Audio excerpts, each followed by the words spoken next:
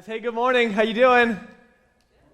Oh man, it's always a hit or miss. I never know what I'm going to get on a Sunday morning. I know it's dreary outside and it's kind of cold and so you had to roll out of bed and get out of the warm blankets and all of that, but I am so glad that you joined us here this morning. Really, really grateful to have you. My name is Drake. I'm the pastor here, and it's an honor to be gathering with you this morning. If you're joining us online, you did not get out of those comfy blankets, but we're glad you're here anyway. But man, so excited to be able to continue our series, Starting Point. Now, if you're a guest with us, so pumped to have you. You're not missing out on anything by jumping in today, but we are in week 7 of a series called Starting Point. And the premise has been that everything has a starting point in life. You have a starting point. I have a starting point. Everything that we experience in life has a starting point. The job that you're in currently, the school that you're going to, starting points are all over the place. And even faith has a starting point. We've been kind of taking a step back, if you will, because we realize that as we gather together, people are coming together from all different spaces on their spiritual journey. And so a couple of things I want you to hear from me before we get going. No matter where you are on your spiritual journey today, you are loved, safe, and welcome. And our mission here at City Church is to help people find their way to God from where they are. And what that means for you is that our desire is to meet you where you are and help you take some next steps. And so if you've been following Jesus for 20 years, or you're a brand new follower of Jesus and you're not sure what you believe about Jesus and why, this is a space for you to wrestle with those hard questions. The point of this series has been to really deal with some things that maybe you've not been allowed to talk about, or maybe they've been questions for you that other people just said, hey, don't ask those hard questions. Hey, you just need to believe a little harder. Hey, you need to have a little more faith, have some faith in faith, right? Or maybe these are some of the things we've been addressing, the reasons that people walk away from faith or stay away from faith altogether. And so we've been walking through this conversation, and then we're kind of landing the plane at this point. Week 7, you can go back on our podcast, our YouTube channel, and catch the other talks that we've been doing, and they're all kind of building on each other. And so I highly recommend that if you've kind of just jumping in, there's some really, really helpful stuff that's been helpful to me. I'm sure it's been helpful to others as well. Hopefully be helpful to you. And so you can use those resources as they are helpful to you. But today, before we get into the topic, I just want to celebrate a few things. Friday night, we had a Halloween party up here, and it was off the chain. You guys agree? Was it awesome? Put your hands together if you're at the... It was amazing.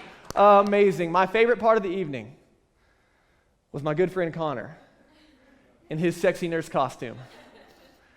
It was not PG, but it was amazingly hilarious. So it was a really awesome evening, had a great time. Lots and lots of people who don't connect to City Church on a regular basis were there. It was a great space to create safe community and build community, and it was a lot of fun. So thank you guys so much for being a church where people are comfortable not only bringing their friends, but then I got multiple stories after the fact of people saying, wow, your church is so amazing, so welcoming, I felt so loved, it was easy to connect. And so I just want to say thank you.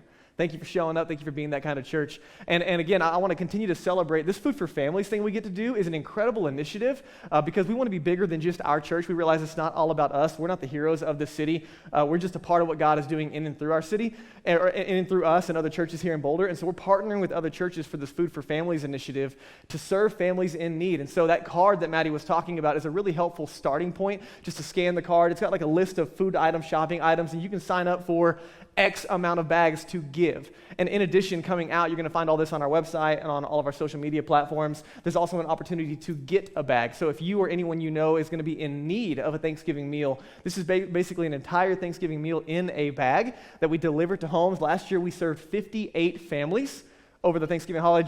Just our church. It was way more than that across our churches. Yeah, you can put your hands together. And what's really cool, guys, is this is a collective initiative across a lot of our partner churches here in Boulder. And so I don't even know the number of how many families we served together collectively. I should probably get that. That'd be awesome to know. But again, we're anticipating quite a few more than last year over the 58. And so, again, you can sign up to give 1 bag, 2 bags, 3 bags, 10 bags.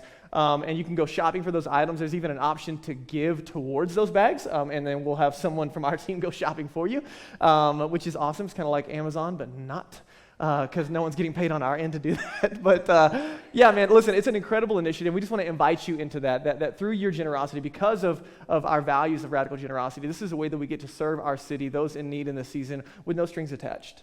And so there's opportunities not only for you to give towards those, but you can also be a part of the team that delivers them to the families, things like that. So, man, I just want you to know that I'm grateful to be a part of a radically generous church. So can you put your hands together ahead of time for how God's going to use that?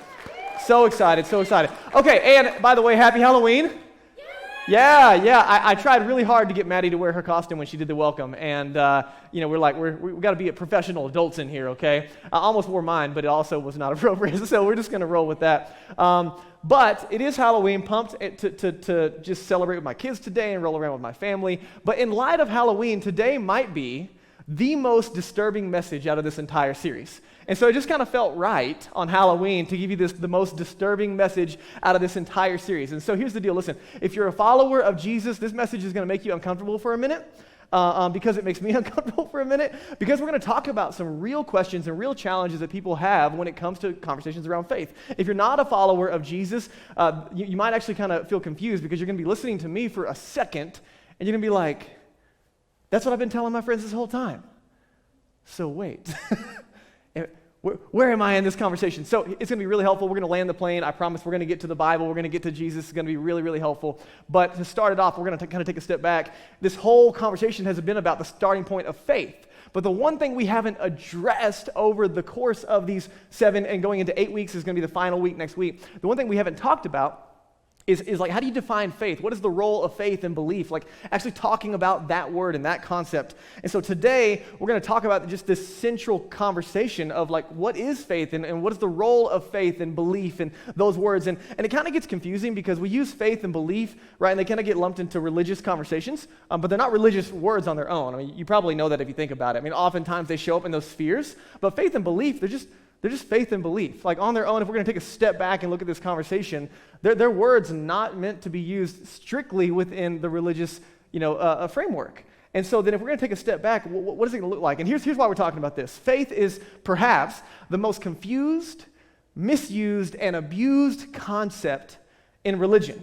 Right? Even when we start talking about it, we all have these little things in our minds we start putting together, and sometimes we don't even give thought to where those ideas came from when you start talking about faith and belief, and what does that have to mean, or what should it mean? And by the way, in this talk, in this conversation that we're having today, I'm going to use faith and belief interchangeably because they mean the same thing, and so we're going to use those words interchangeably as we talk. But again, they're not strictly religious terms, and it gets kind of weird because sometimes people start talking about faith and belief like as if it's a power.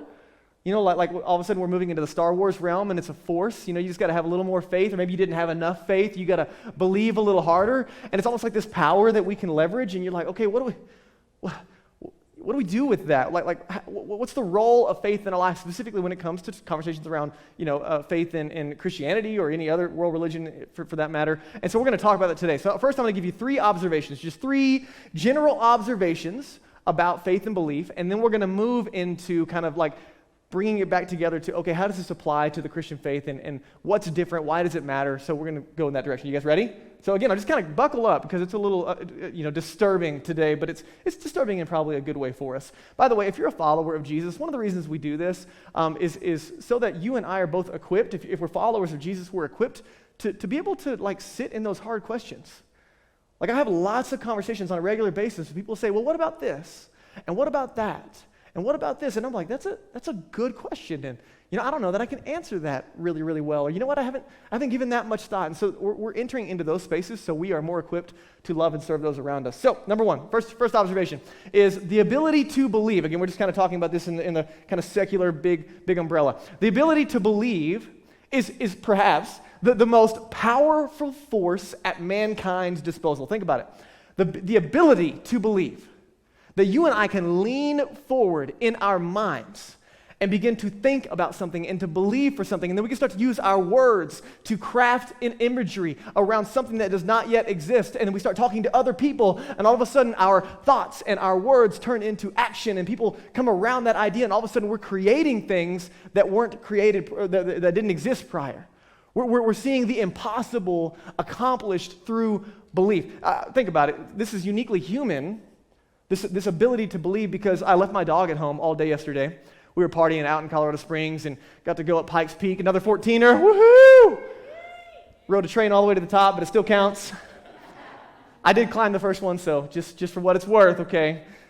Number 2, get to put it on my board. But we're gone all day. I get back home. My dog lady has been inside all day, and she's just pumped that everybody's home. And, I don't think that, lady was sitting around all day like contemplating her existence. I mean, I love Lady. I think she's awesome. She's a great dog, but I don't think she sits around, dreaming what could and should be.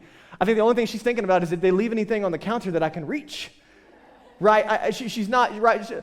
We see this in animals. They don't have the unique ability to believe what could and should be. This is uniquely human. And think about it. Everything in the history of humanity, everything significant, actually, both good and bad. It's kind of disturbing when you think about it. But everything that has ever been accomplished, for good or for bad, has been accomplished because someone thought that it could and should be, and then it happened.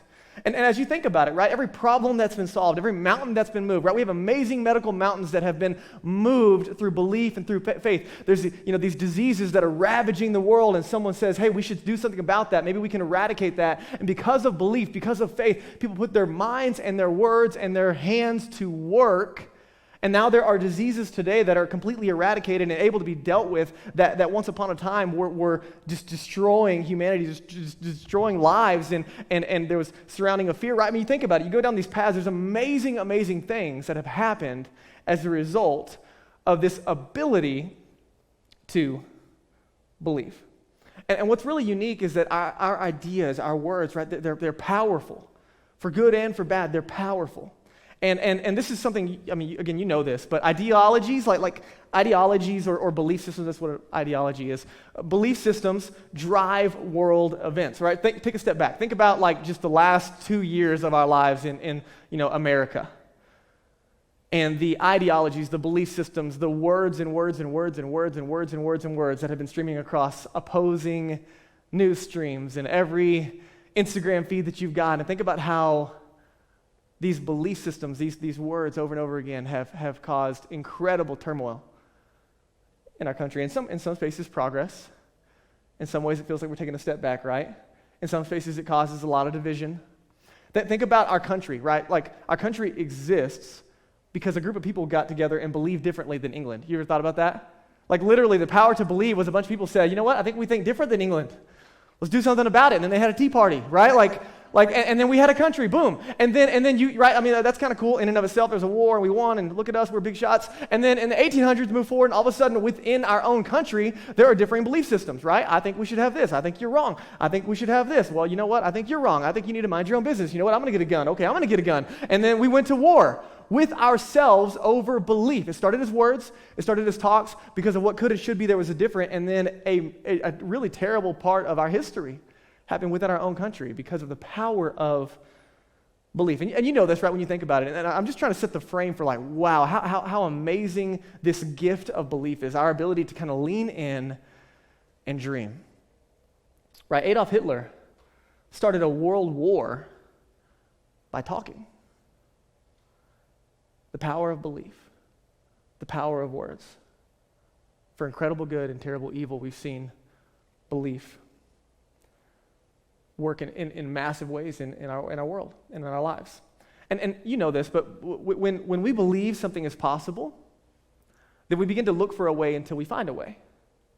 That's one of the incredible things about belief is that what is impossible on the front end, because of belief, you and I can actually look at something impossible and say, maybe not, which makes no sense outside of the power, this incredible gift of belief. And this is kind of funny as I was thinking about this. Again, these are just general observations about belief before we get into the religious conversation.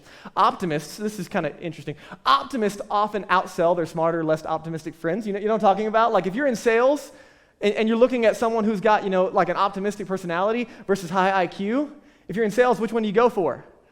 Right, you want to go for the optimist. Why? Because sometimes, man, your IQ can be so high that you can like outsmart yourself into doing something, right?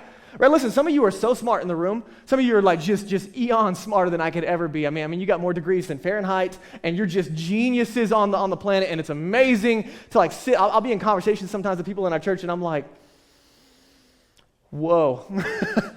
Like my college degree feels like I just graduated high school next to you, right? I mean, it's amazing how smart you are. And here's the deal. Some of you are so smart. I mean, you're just like a next level smart. And you get around some people. You ever been around somebody like just think about it. You couldn't say this out loud, but I'll say it for you. You ever been around somebody who's like just extremely successful? Maybe they like started a business or something, and they just got like just really successful in an amazing way, and they got a cool story. And you're really smart, and you're around them. Have you ever been hanging out with somebody really successful, and then after you're done, in your mind, you're like, they just don't seem all that bright.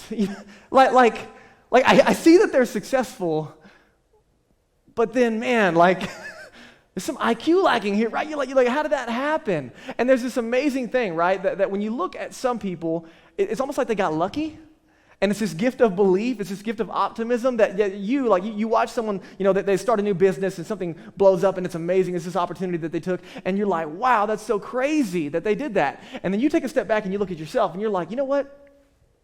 I am so smart that if I would have looked at what they were looking at, I would have talked myself out of ever even trying it because I knew how stupid it was. But they were just dumb enough to try, right? You ever looked at you're like, oh my goodness. I feel like that's how City Church got started, by the way, right?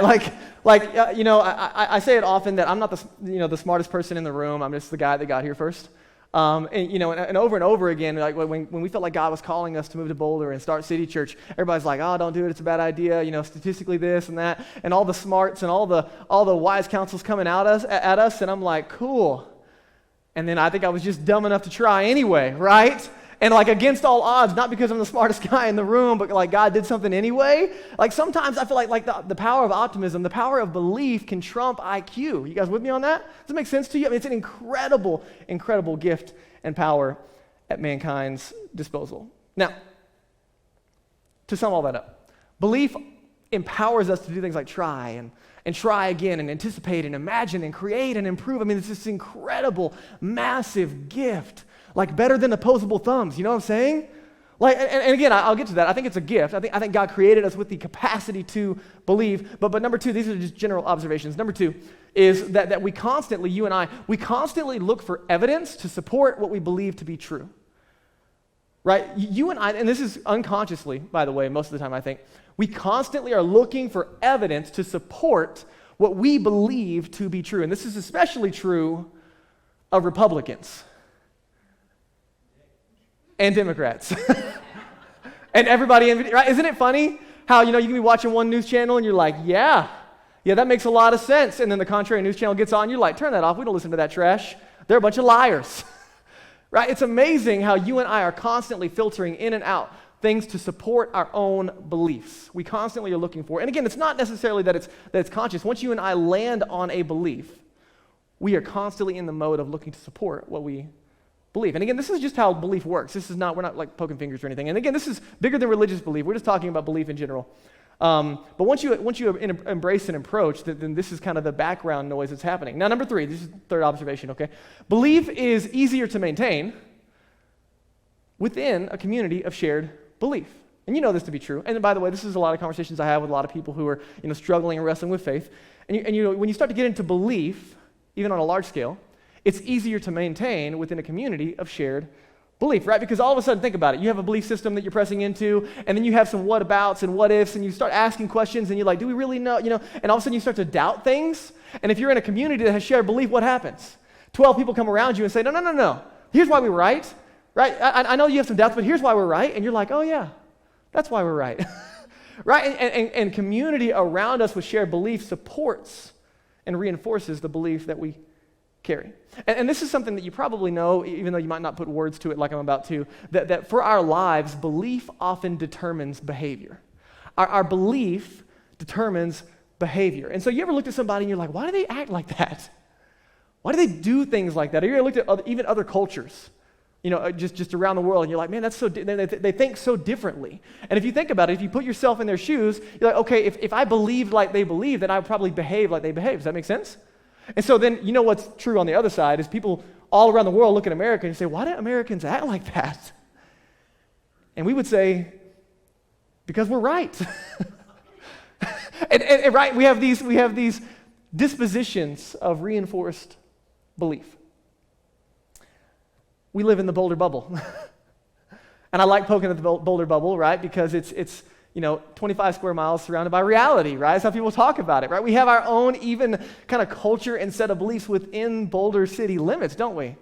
People poke fun and right, they say, why do people in Boulder think and act like that? This is a community of shared belief. So that's kind of belief observations 101, okay? That's just general, not religious, not faith. We're not there yet. Hang with me, okay? It's going to get better. I think God gave us the ability to believe. I think it's a gift. This incredible gift that we can compound, that we benefit from even generationally. And again, I'm not a scientist. I'm not, like that smart. So you can disagree with, 90% of the things that I say, and that's fine too. But I'm the one with the microphone, so you got to listen anyway. It's a joke. You can laugh at my jokes, by the way. I'm not that funny, but sometimes I'm nervous funny. You know what I'm talking about? This is a unique conversation because it kind of puts us in this weird space, and I think you know where this is going. You're going to see it in a second. But the ability to believe, it makes life better. It makes life richer. In fact, I want you to think about it. Like, can you imagine life without belief?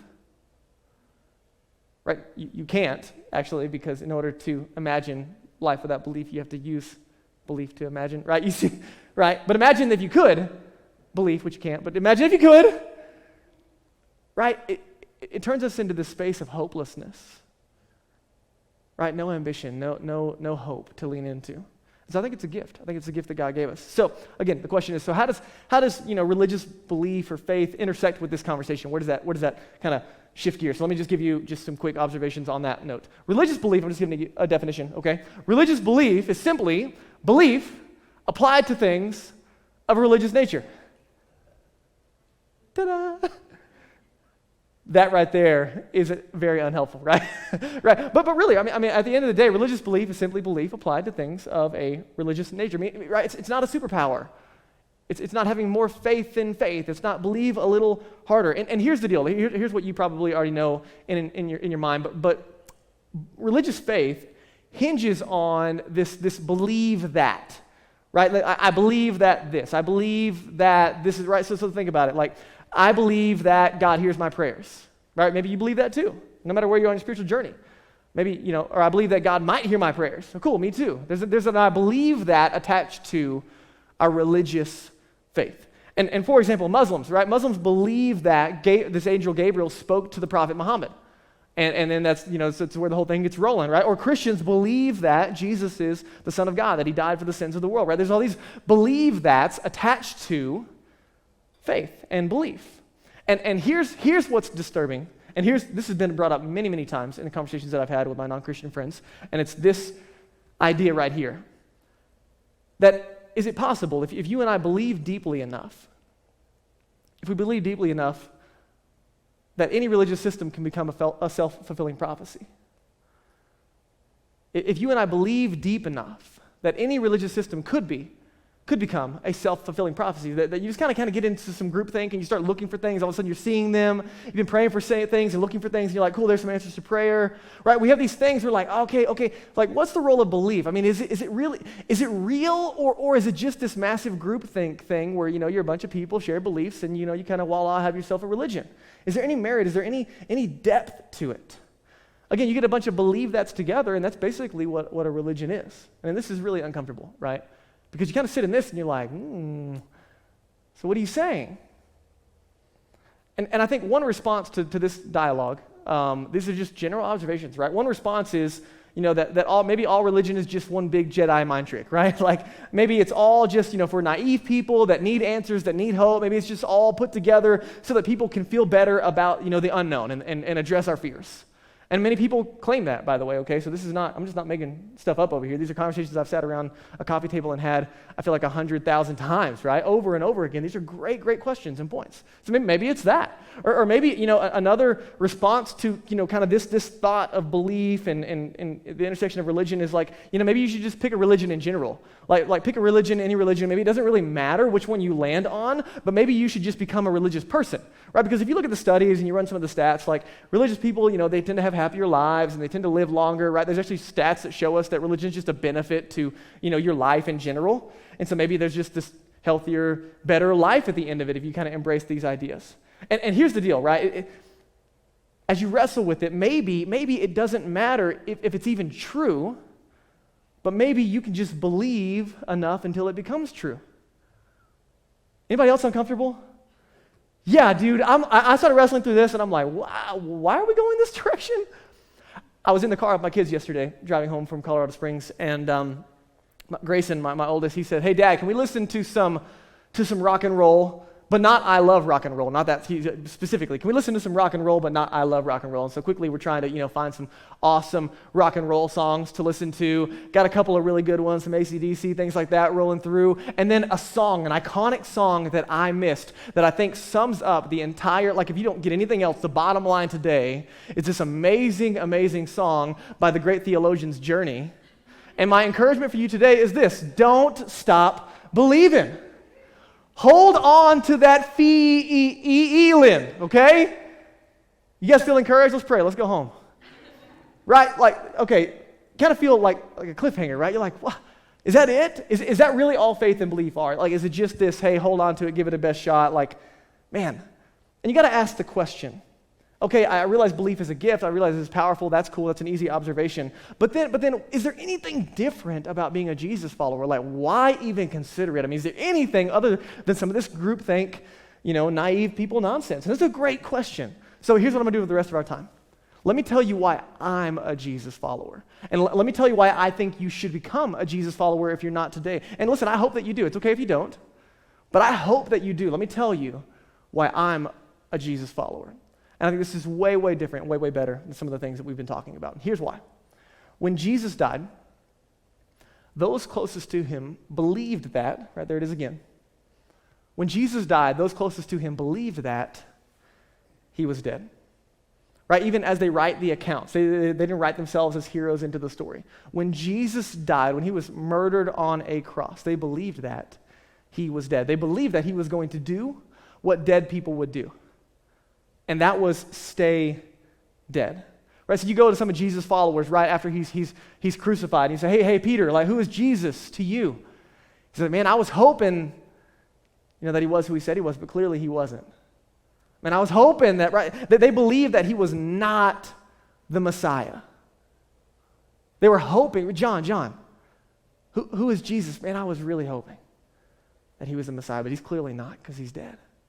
Right? They believed that he was not the Son of God. Andrew, man, what do you think? I mean, he said some crazy stuff. I mean, yeah, he was a great teacher. We really thought we were going places, but I mean, man, it just can't, he's not that anymore because he's dead.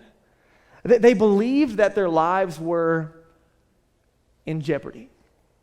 And I want you to think about this, okay? This is Jesus dying on the cross right after just a bunch of cowards. They split, they're hiding. And here's what's funny, think about it.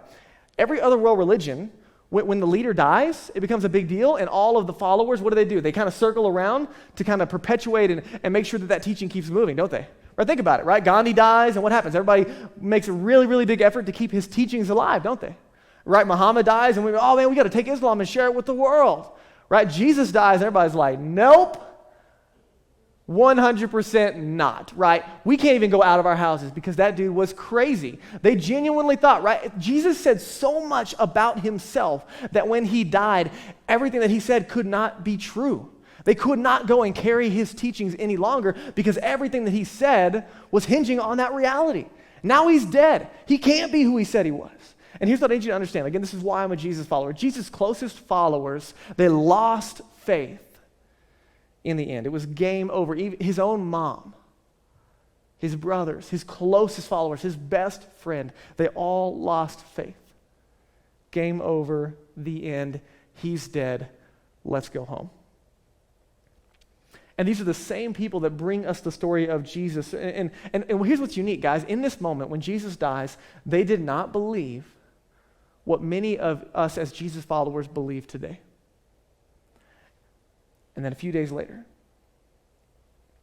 this same group of cowards, this same group of disbanded, hiding for their lives, lost hope, fearful followers. Not 100 years later, by the way. Not 50 years later, not even 15 years later. We're talking days later.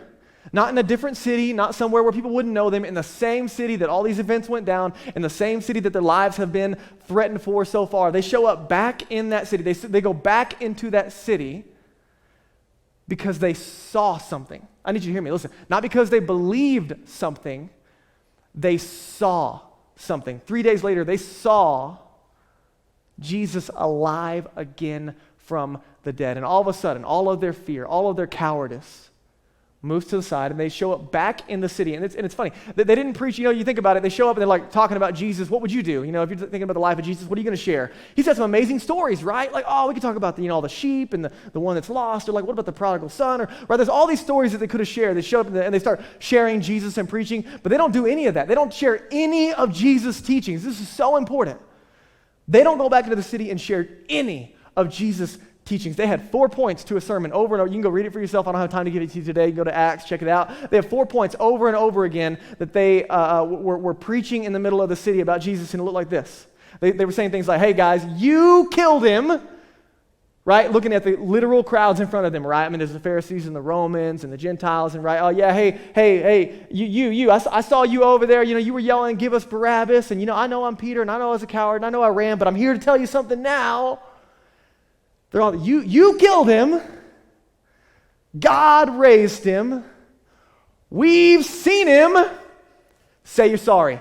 That was their message, right? That was their whole sermon. They're like, that's it, say you're sorry, right? That was their whole message. They didn't talk about any of Jesus' amazing teachings, only what they had seen. Now 20 years later, right? Again, not 100 years later, not a century later, 20 years later, eyewitnesses are still alive. The church is blowing up like crazy. Tons and tons, thousands and thousands of people are becoming followers of Jesus. And there's this guy named Paul. He's in Athens. We talked about this very first week of Starting Point.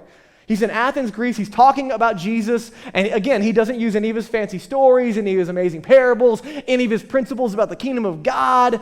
Paul shows up to Athens, Greece. They've never even heard the name of Jesus. And he shows up and he says, God has done something amazing. God has done something amazing for all people. It's for the entire world. And he starts talking about Jesus, and they're like, who is this Jesus? And what is this babbler talking about? Right? Again, you can go back and listen to message 1 when we talked about this. And he doesn't share any of his teachings. Here's what Paul says. We're just going to revisit that in Acts 17.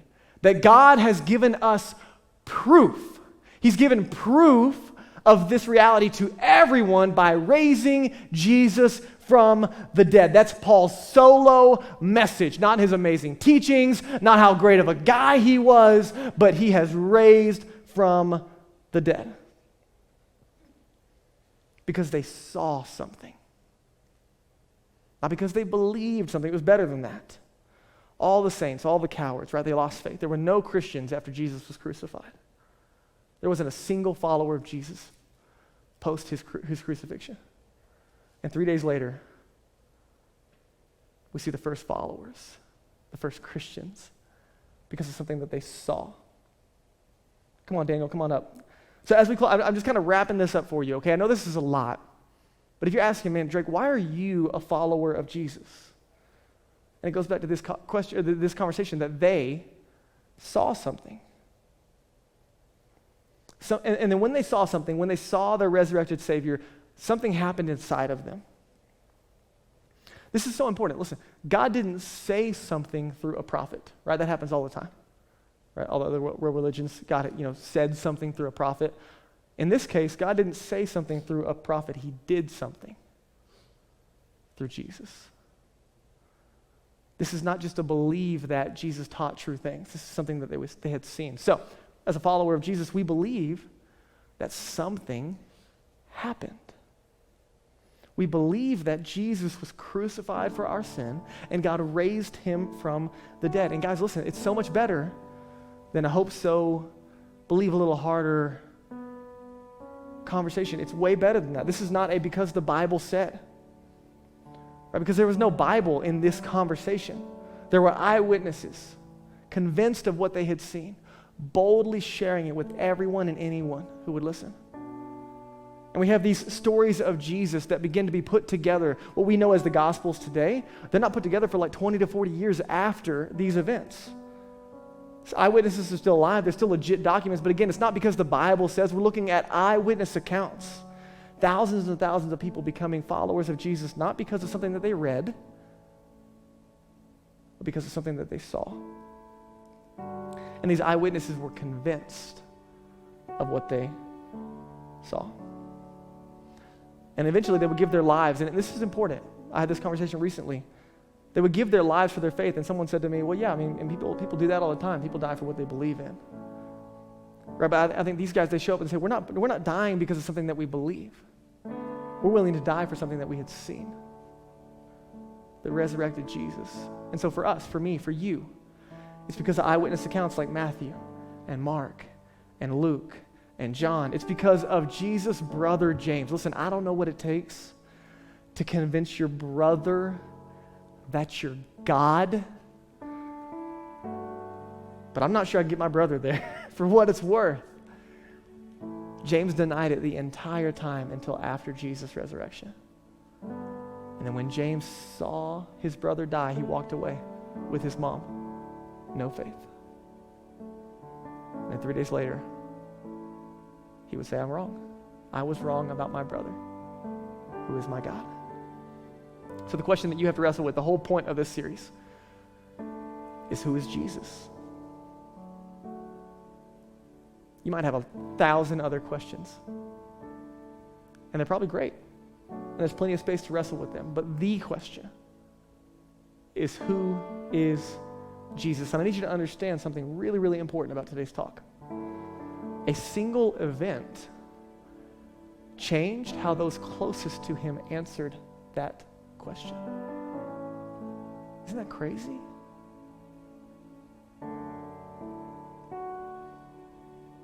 Pre-resurrection, he's not God. He's not who he said he was. Post-resurrection,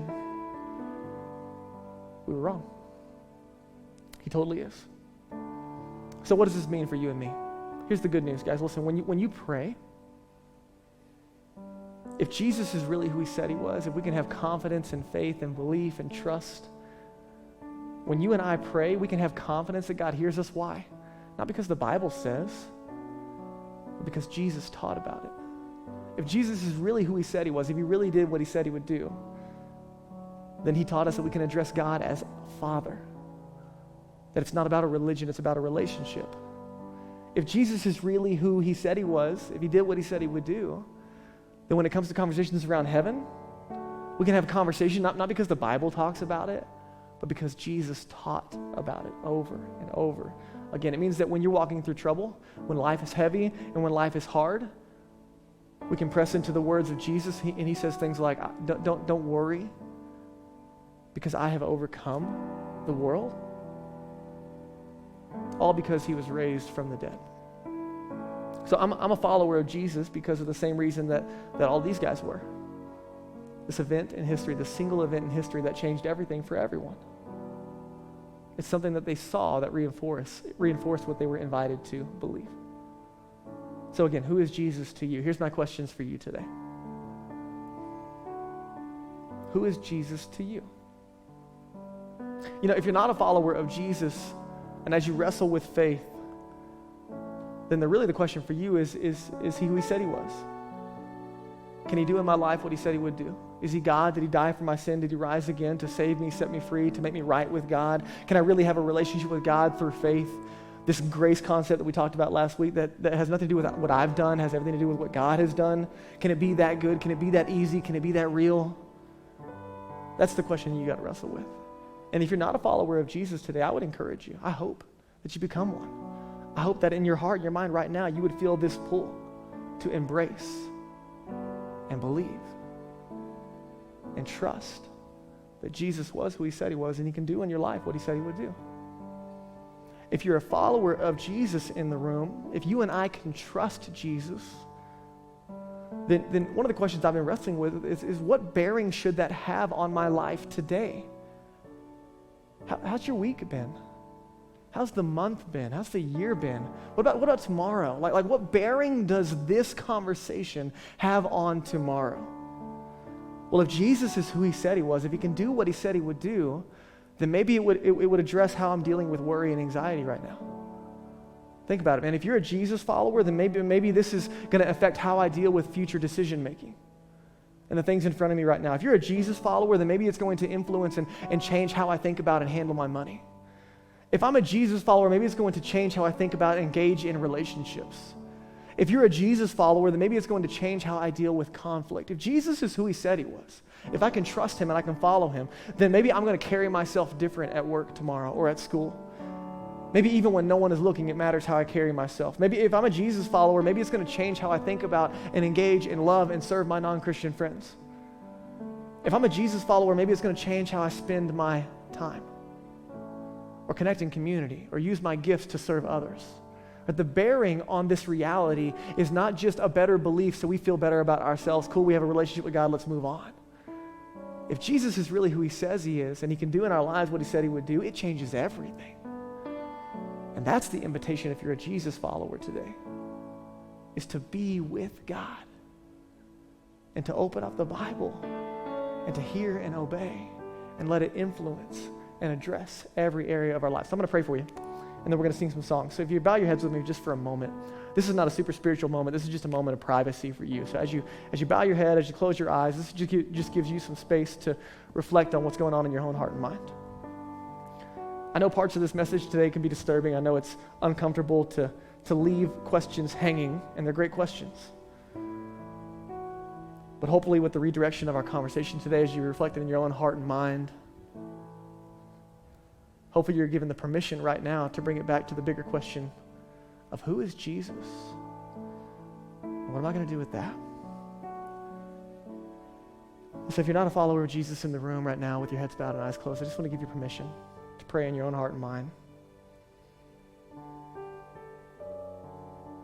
God, I believe that you sent Jesus to die for my sin, that he rose again to prove that he was who he said he was, that he can do in my life what he said he would do. And I want to receive that incredibly amazing free gift of forgiveness and grace to be right with you.